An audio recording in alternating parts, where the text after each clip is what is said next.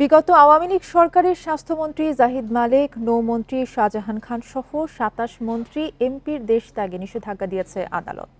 দুদকের এক আবেদনের পর বৃহস্পতিবার ঢাকা মহানগর সিনিয়র স্পেশাল জজ আশামস জগলুল হোসেনের আদালত এই আদেশ দেন।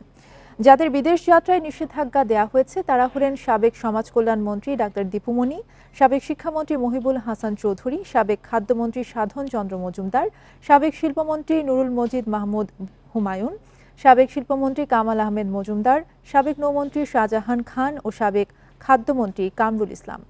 সাবেক ৬ এমপি হলেন সলিম উদ্দিন, মামুনুর রশিদ কিরণ, কুজেন্দ্র লাল ত্রিপুরা, কাজিমউদ্দিন, নূরে আলম চৌধুরী ও জিয়াউর রহমান। দুদকের আবেদনে বলা হয়, সাবেক মন্ত্রী ও এমপিদের বিরুদ্ধে বিভিন্ন অনিয়ম ও দুর্নীতির মাধ্যমে অবৈধ সম্পদ অর্জনের অভিযোগ রয়েছে।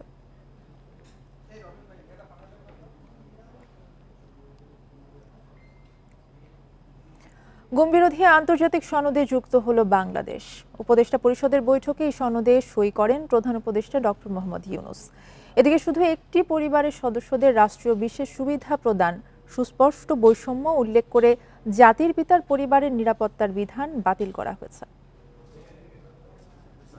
বৃহস্পতিবার সকালে অন্তর্বর্তী সরকারের প্রধান উপদেষ্টা ডক্টর মোহাম্মদ ইউনূসের সরকারি বাসভবন যমুনায় বসে উপদেষ্টা পরিষদের চতুর্থ বৈঠক। প্রায় ৩ ঘন্টার বৈঠকে নেওয়া হয় কয়েকটি গুরুত্বপূর্ণ সিদ্ধান্ত। বৈঠকে গুমবিরোধী আন্তর্জাতিক সনদে সই করেন প্রধান উপদেষ্টা। এতে করে গুমবিরোধী আন্তর্জাতিক দিবসের আগের দিনই এই সনদে যুক্ত হলো বাংলাদেশ। বৈঠক শেষে পরিবেশ ও প্রাণী সম্পদ বিষয়ক উপদেষ্টা রিজওয়ানা হাসান সাংবাদিকদের জানান, গুমের সব ঘটনা তদন্ত করবে কমিশন। আর যেন কেউ কখনো নিজের ক্ষমতা কুক্ষিগত করতে কোনো বাহিনীকে দিয়ে, কোনো পদ্ধতির মাধ্যমে কোনো নাগরিকদেরকে সরকার বিরোধিতা করা হচ্ছে, আইন শৃঙ্খলা পরিস্থিতি খারাপ করা হচ্ছে, ন্যাশনাল ইন্টারেস্টের বাইরে কাজ করা হচ্ছে, এসব বলে গুম করতে না পারে, তার জন্য এই কনভেনশনটা আমরা স্বাক্ষর করেছি এবং এইটার ব্যাপারে প্রয়োজনীয় আইনি সংস্কার আমরা গ্রহণ করব। এছাড়া জাতির পিতার পরিবারের সদস্যদের নিরাপত্তা বাতিলের অধ্যাদেশ ২০২৪-এর খসড়ার চূড়ান্ত অনুমোদন দেওয়া হয়েছে বৈঠকে। পাশাপাশি প্রধান উপদেষ্টার নিরাপত্তার বিধানের দিকটি অন্তর্ভুক্ত করে বিশেষ নিরাপত্তা বাহিনী বা স্পেশাল সিকিউরিটি ফোর্স সংশোধন অধ্যাদেশ ২০২৪-এর অনুমোদন দিয়েছে উপদেষ্টা পরিষদ। আমাদের এই সরকারটা হচ্ছে একটা বৈষম্য বিরোধী আন্দোলনের আউটকাম। তো সেখানে আদৌ নিরাপত্তা সংস্থা মনে করে কিনা যে এরকম দরকার আছে, সেখানে উত্তরটা হচ্ছে এরকম বিশেষ নিরাপত্তার দরকার আছে বলে তারা মনে করে না, আর এটাকে বৈষম্যমূলক মনে করা হয়েছে, সেটার ভিত্তিতেই সিদ্ধান্ত গ্রহণ করা হয়েছে। এদিকে বাজেটে কালো টাকা সাদা করার সুযোগ দেওয়া হলেও সেটা বন্ধ করতে যাচ্ছে সরকার। কালো টাকা সাদা করার যে বিধি এবং রীতি সেটা বন্ধ করে দেওয়া হবে। হ্যাঁ, কারণ এখান থেকে সরকার যেটুকুন টাকা আনতে পারে সেটুকুন টাকা দিয়ে সরকারের যে খুব বেশি কিছু আগায় তা না, বরং মূল্যবোধটা অনেক বেশি অবক্ষয়িত হয়। তিনি আরও জানান, হজের খরচ যৌক্তিকভাবে কমাতে মন্ত্রণালয়কে নির্দেশ দেওয়া হয়েছে। এছাড়া সম্প্রতি ফুটবল ও ক্রিকেটে সাফল্যের জন্য খেলোয়াড়দের সংবর্ধনা দেওয়ার সিদ্ধান্ত নিয়েছে উপদেষ্টা পরিষদ। বন ইবনে কামাল, ইন্ডিপেন্ডেন্ট নিউজ, ঢাকা। দ্রুততম সময়ের মধ্যে প্রয়োজনীয় সংস্কার শেষে নির্বাচনের সময়সীমা দেবে অন্তর্বর্তী সরকার। বিকেলে প্রধান উপদেষ্টা ডক্টর মোহাম্মদ ইউনূসের সাথে তার বাসভবন যমুনায় সাক্ষাৎ শেষে একথা জানিয়েছেন বিএনপি মহাসচিব মির্জা ফখরুল ইসলাম আলমগীর। এর আগে বিকেল ৪টার দিকে উপদেষ্টার বাসভবনে প্রবেশ করে বিএনপির ৩ সদস্যের প্রতিনিধি দল ১.৫ ঘণ্টা বৈঠক শেষে বিএনপি মহাসচিব জানান, বর্তমান সরকার রাষ্ট্রকে স্থিতিশীল রাখাসহ নানা সংস্কারে কাজ করছে। অন্তর্বর্তীকালীন সরকার দ্রুততম সময়ের মধ্যে নির্বাচনের সময়সীমা প্রকাশ করবেন বলেও আশা প্রকাশ করেন মির্জা ফখরুল। প্রধান উপদেষ্টার সঙ্গে সাক্ষাতে ৩ সদস্যের দলে আরও ছিলেন বিএনপি স্থায়ী কমিটির সদস্য আমির খসরু মাহমুদ চৌধুরী ও সালাউদ্দিন আহমেদ।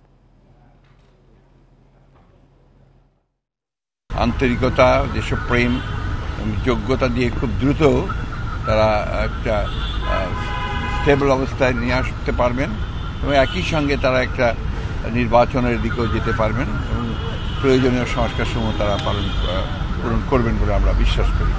আজকে আমাদের আলোচনা অত্যন্ত ফলপ্রসূ। দেশের স্বাধীনতার সার্বভৌমত্ব বিকিয়ে কারোর সঙ্গে সুসম্পর্ক চায় না বিএনপি। সকালে গুলশান অফিসের রুশ রাষ্ট্রদূতের সঙ্গে বৈঠকের পর একথা জানান দলটির স্থায়ী কমিটির সদস্য আমির খসরু মাহমুদ চৌধুরী। অন্যদিকে নয়াপল্টনের সংবাদ সম্মেলনে রুহুল কবির রিজভীর দাবি, আওয়ামী লীগ নেতারা বিদেশে বসে নানা ষড়যন্ত্রে লিপ্ত। এক যুগেরও বেশি সময় পর বিএনপি কার্যালয়ে রুশ রাষ্ট্রদূত। মহাসচিব মির্জা ফখরুল ইসলাম আলমগীরের নেতৃত্বে দলটির নেতাদের সঙ্গে প্রায় 1 ঘণ্টা ধরে চলে রুশ রাষ্ট্রদূতের আলোচনা। বৈঠক শেষে বিএনপির স্থায়ী কমিটির সদস্য আমির খসরু মাহমুদ চৌধুরী জানান, দেশ ও জনগণের স্বার্থ প্রাধান্য দিয়ে মৌলিক বিষয়গুলোতে কিভাবে কাজ করা যায় কথা হয়েছে সেই বিষয়ে। এছাড়া নির্বাচনের সময়সীমা নিয়ে বিএনপির অবস্থানও জানতে চেয়েছেন রুশ রাষ্ট্রদূত। ইতিমধ্যে আমাদের অবস্থান পরিষ্কার করেছি, যত শীঘ্রই একটি নির্বাচিত সরকারের কাছে হস্তান্তর করা যাবে। আমরা কোনো টাইম ফ্রেম জানতে চাইছি, আমরা কোনো টাইম ফ্রেম বলিনি। আমরা বলেছি এটা আমরা সরকার, বর্তমান ইন্টারিম সরকারকে আমরা সমর্থন দিচ্ছি, তাদের যে কার্যক্রমে আমরা পূর্ণ সমর্থন দিচ্ছি। অন্যদিকে নয়াপল্টনের কেন্দ্রীয় কার্যালয়ে সংবাদ সম্মেলন করেন বিএনপির সিনিয়র যুগ্ম মহাসচিব রুহুল কবির রিজভী। তার দাবি, দুদক সহ প্রশাসনের যেসব কর্মকর্তা আওয়ামী লীগ সরকারের হয়ে কাজ করেছে তাদেরও আইনের আওতায় আনতে হবে। হাসিনা লীগের ফ্যাসিবাদের প্রেতাত্মারা এখনও বহাল আছে এবং বড় ধরনের নাশকতার চক্রান্ত এঁটে যাচ্ছে। প্রশাসন সহ রাষ্ট্রের প্রতিটি সেক্টরকে স্বৈরাচারের দোষর মুক্ত করতে হবে, দুর্নীতিবাজদের আইনের আওতায় আনতে হবে, অবিলম্বে স্বৈরাচারী শেখ হাসিনাকে দেশে এনে বিচারের মুখোমুখি করতে হবে। এখন সময় এসেছে গত 16 বছর যারা নির্যাতন চালিয়েছেন তাদের প্রকৃত তালিকা করে বিচার করা। এছাড়া বিএনপির প্রতিষ্ঠা বার্ষিকীর 5 দিনের কর্মসূচি একদিনে নামিয়ে শুধু 1 সেপ্টেম্বর পালনের সিদ্ধান্ত জানান রিজভী।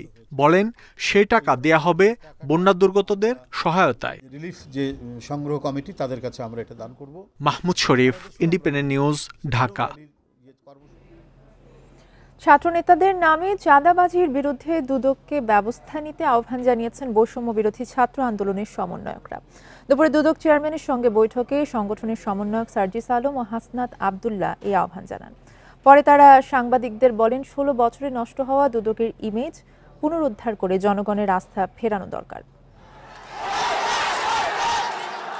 সরকারি চাকরিতে কোটা সংস্কারের দাবিতে ছাত্র আন্দোলন ক্রমেই পরিণত হয় ছাত্র জনতার গণ অভ্যুত্থানে।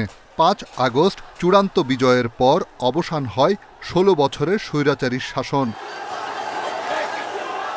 বৃহস্পতিবার দুপুরে দুদক চেয়ারম্যান মঈনুদ্দিন আবদুল্লাহর সঙ্গে তার কার্যালয়ে বৈঠক করেন বৈষম্য বিরোধী ছাত্র আন্দোলনের সমন্বয়ক সার্জিস আলম ও হাসনাত আবদুল্লাহ। পরে তারা জানান, স্বৈরাচারের পতনের পর দেশের মানুষ আশা করেছিল সকল নৈরাজ্য অবসানের, কিন্তু ছাত্রনেতাদের নাম ব্যবহার করে শুরু হয় চাঁদাবাজি। এই গণঅভ্যুত্থান আসলে এই স্পিরিট ধারণ করে না যে কাউকে আসলে মিথ্যা মামলা দেওয়া হবে রাজনৈতিক উদ্দেশ্য প্রণোদিত এরকম কোনো কারণে, কিংবা কোনো একটি চাঁদাবাজি করা হবে রাজনৈতিক পরিচয় দেখিয়ে, কিংবা চাঁদাবাজি করা হবে একটি হুমকি দিয়ে। যে কাজগুলো বিগত 16 বছর হয়েছিল সেই কাজগুলোর যদি অন্য একটি গোষ্ঠী আবার রিপিটেশন ঘটায় তাহলে দিন শেষে আমাদের যে স্পিরিট সেই স্পিরিটের সাথে এই কাজগুলো সাংঘর্ষিক। তারা জানান, এছাড়া ছাত্র নেতাদের নাম ব্যবহার করে মিথ্যা মামলা দেয়ার ঘটনাও ঘটছে। এসব অনিয়ম বন্ধে দুদককে ব্যবস্থা নেয়ার আহ্বান জানানো হয়েছে। আমরা কাউকে বিশেষ কোনো সুযোগ সুবিধা দেওয়ার আমরা এখতিয়ার রাখিনি। সিস্টেমের মতো করেই চলবে। আমরা দুদকের কাছে অনুরোধটি নিয়ে এসেছি, সিস্টেম বা দুদকের যেই অ্যাক্ট রয়েছে অ্যাক্ট অনুযায়ী সবকিছু চলবে। আমাদের নাম ব্যবহার করে যেন কেউ বিশেষ কোনো সুযোগ সুবিধা আদায় করতে না পারে, এই বার্তাটি হচ্ছে আমরা স্পষ্ট করতে এসেছি। ছাত্রনেতারা আরও জানিয়েছেন, বৈষম্য বিরোধী ছাত্র আন্দোলনের নাম ব্যবহার করে সাংবাদিকদের যে তালিকা প্রকাশ করা হয়েছে তা সম্পূর্ণ বানোয়াট। রিশাদ হুদা, ইন্ডিপেন্ডেন্ট নিউজ, ঢাকা। অর্থ পাচারকারীদের শাস্তি দিতে অনেকেই জেলে। পাচারের অর্থ ফেরত আনা ও শাস্তি নিশ্চিতে সতর্ক প্রধান উপদেষ্টার দপ্তর। একথা জানিয়েছেন ক্ষমতাচ্যুত শেখ হাসিনা সরকারের অর্থনীতির শ্বেতপত্র প্রণয়ন কমিটির প্রধান দেবপ্রিয় ভট্টাচার্য। বৃহস্পতিবার রাজধানীতে কমিটির প্রথম বৈঠক শেষে এসব কথা বলেন তিনি। দেবপ্রিয় জানান, অর্থনীতির বর্তমান অবস্থা, দুর্নীতির মাত্রা ও কারণ অনুসন্ধান করবেন তারা। শেখ হাসিনার সরকারের 1.5 দশকে নানাভাবেই ক্ষতিগ্রস্ত দেশের অর্থনীতি। দুর্নীতি, অর্থপাচার, ব্যাংক লুট, কর ফাঁকি, সরকারি অর্থের অপচয় সহ নানা কারণে ভেঙে পড়েছে সামষ্টিক অর্থনীতি। লুটপাটের পর অর্থনীতির অবস্থা কী তা নিরূপণে অর্থনীতিবিদ দেবপ্রিয় ভট্টাচার্যের নেতৃত্বে একটি শ্বেতপত্র প্রণয়ন কমিটি করে অন্তর্বর্তী সরকার। পরিকল্পনা কমিশনে প্রথম বৈঠক করেন কমিটির সদস্যরা। সংবাদ সম্মেলনে দেবপ্রিয় জানান, কমিটি বিগত সরকারের কাজের পূর্ণাঙ্গ মূল্যায়ন করবে না, বরং বর্তমান সরকারের নীতি নির্ধারণে সহায়ক একটি দলিল প্রণয়ন করবে।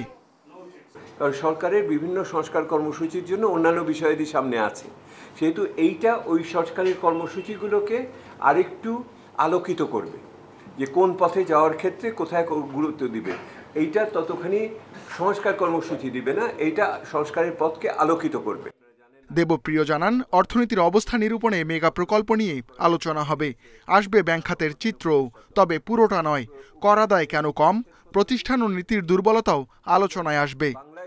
এইটা দুর্নীতি ধরার কমিটি না, এইটা হলো দুর্নীতি কেন হয়েছে এবং দুর্নীতির মাত্রাটা কি সেটা বলবে, কিন্তু কে দুর্নীতি করেছে, কি কেন করেছে এইটা বলার আমাদের দায়িত্ব না। এটা করার জন্য সরকারের নিজস্ব প্রতিষ্ঠান আছে। প্রথম বৈঠকে অর্থ পাচার নিয়েও আলোচনা করে কমিটি।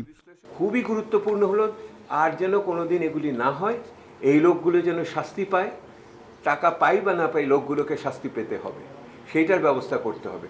ওনারা যে অনেকে জেলে আছে, এটা সেইটারই অংশ হয়তো, সম্ভবত ওইটার দায়িত্ব আমি নেব না, সরকার বলবে আর কি। দেবপ্রিয় জানান, কমিটি সময় নেবে 90 দিন, তবে এর আগে অন্তর্বর্তী প্রতিবেদন আসবে। Ruhul Amin, independent news, Dhaka. ছাত্র আন্দোলন, শাপলা চত্বর ও পিলখানার হত্যাকাণ্ড নিয়ে জাতিসংঘের তদন্তের আহ্বান জানিয়েছে জামায়াতে ইসলামী। বিকেলে জাতিসংঘের প্রতিনিধি দলের সঙ্গে বৈঠক শেষে সাংবাদিকদের এই কথা জানান জামায়াতের নায়েবে আমির আব্দুল্লাহ মোহাম্মদ তাহের। তিনি আরও বলেন, স্বৈরাচার শাসক যে গণহত্যা চালিয়েছে সে বিষয়ে প্রতিনিধি দলকে জামায়াতের পক্ষ থেকে তথ্য দেওয়া হয়েছে। আন্তর্জাতিক ট্রাইব্যুনালের মাধ্যমে যেন বিচার করা হয় সে বিষয়ে সরকারকে সহযোগিতার জন্য প্রতিনিধি দলকে আহ্বান জানিয়েছে জামায়াত। বৈঠকে গণহত্যার বিচারের স্বার্থে আইনে সংশোধনী আনারও অনুরোধ করেছে দলটি। বিগত স্বৈরাচারী সরকারের এই দেশের উপরে, এই দেশের জনগণের উপরে যে নানাবিধ অত্যাচার করেছে, হত্যাকাণ্ড ঘটিয়েছে, সেগুলোর উপরেই তারা আমাদের কাছে জানতে চেয়েছিলেন, আমরা সে তথ্য দিয়েছি। বন্যা কবলিত দেশের 11 জেলায় এ পর্যন্ত 52 জনের মৃত্যু হয়েছে। পানিবন্দী আছেন প্রায় 11 লাখ পরিবার। দুপুরে দুর্যোগ ব্যবস্থাপনা ও ত্রাণ মন্ত্রণালয়ের নিয়মিত ব্রিফিংয়ে এসব তথ্য জানানো হয়। এসব মৃত্যু পানিতে ডোবা ছাড়াও বিদ্যুৎ স্পর্শ ও সাপের কামড়ে হয়েছে বলে জানানো হয়। এর মধ্যে সবচেয়ে বেশি ফেনীতে 17 এবং কুমিল্লায় 14 জনের মৃত্যু হয়েছে। চলমান বন্যায় ক্ষতিগ্রস্ত মানুষের সংখ্যা 54,80,463 জন। তাদের জন্য 3,403টি আশ্রয় কেন্দ্র খোলা হয়েছে। দুর্গতদের চিকিৎসায় 595টি মেডিকেল টিম চালু রয়েছে। এদিকে প্রধান উপদেষ্টার ত্রাণ তহবিলে বিভিন্ন ব্যক্তি প্রতিষ্ঠান প্রায় 6 কোটি টাকা অনুদান দিয়েছেন বলেও জানান দুর্যোগ ব্যবস্থাপনা ও ত্রাণ উপদেষ্টা। ব্যাংক খাতে শৃঙ্খলা ফেরাতে এবার এক্সিম ব্যাংকের পরিচালনা পর্ষদ পুনর্গঠন করে দিল বাংলাদেশ ব্যাংক। বৃহস্পতিবার বিকেলে এক চিঠিতে কেন্দ্রীয় ব্যাংক জানায়, আমানতকারী ও ব্যাংকের স্বার্থ রক্ষায় এই সিদ্ধান্ত নেওয়া হয়েছে। প্রায় 1.5 যুগ পর বাদ দেওয়া হয়েছে এক্সিম ব্যাংকের চেয়ারম্যান নজরুল ইসলাম মজুমদারকে। 2007 সালে ব্যাংকটির চেয়ারম্যান পদে নিয়োগ পান তিনি।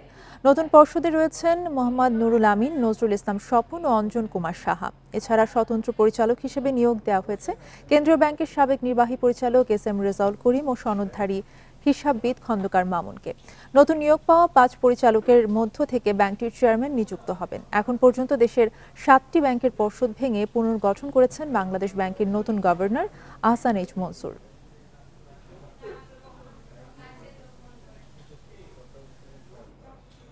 চলতি অর্থবছরে কৃষি ও পল্লী ঋণ বিতরণ করা হবে 38,000 কোটি টাকা। দুপুরে বাংলাদেশ ব্যাংক এই ঋণের লক্ষ্যমাত্রা ঘোষণা করে। বৃহস্পতিবার কৃষি ও পল্লী ঋণ নীতিমালা ঘোষণা অনুষ্ঠানে গভর্নর বলেন, ব্যাংকগুলোকে মানবিক দৃষ্টিভঙ্গি থেকে কৃষকদের ঋণ দিতে হবে। ঋণের অর্থ যাতে দালালরা নিতে না পারে সেজন্য ডিজিটাল মাধ্যমে সরাসরি কৃষকের অ্যাকাউন্টে পাঠানোর ব্যবস্থা করতে হবে। গভর্নর জানান, খাদ্য নিরাপত্তা নিশ্চিতে গুরুত্ব দিয়ে এই অর্থ বছরে কৃষি ঋণ আগের বছরের তুলনায় 8.57% বাড়ানো হয়েছে। বন্যার ক্ষতি কাটিয়ে উঠতে প্রয়োজনে আরও পরিকল্পনা রাখা হবে বলেও জানান গভর্নর। বলেন, বাংলাদেশের কৃষির অবস্থা ভারতের চেয়ে ভালো হলেও চীন, ভিয়েতনাম, থাইল্যান্ডের তুলনায় পিছিয়ে। এ ছিল এখনকার সংবাদে। ইন্ডিপেন্ডেন্ট টেলিভিশনের আরও খবর জানতে চোখ রাখুন ফেসবুক, ইউটিউব এবং এক্সে। ধন্যবাদ।